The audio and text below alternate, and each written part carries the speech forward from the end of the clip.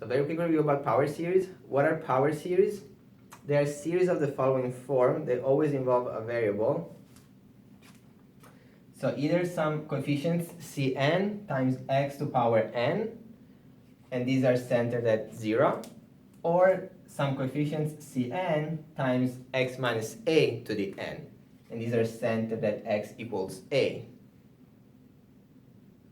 They are centered at such points because when you plug in those, then you get a series of zeros, and that's always going to be convergent.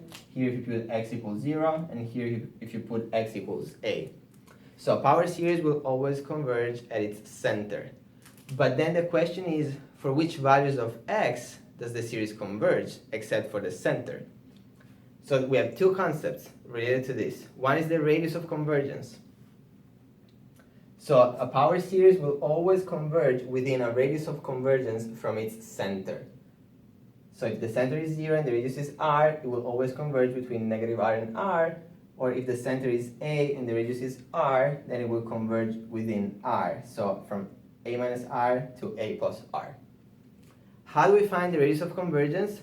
Well, usually you're going to use the ratio test applied to the series that you get. So here I'm writing it for a series centered at 0. You have the next term over the regular nth term. You take the absolute value, you compute the limit.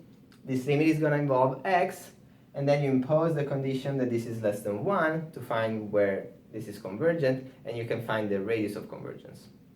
Now sometimes you might have to use the root test, but usually the ratio test will suffice.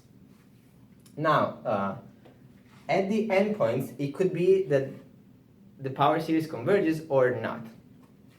The ratio test doesn't tell us anything about that because the endpoints correspond to the situation where this limit is equal to 1.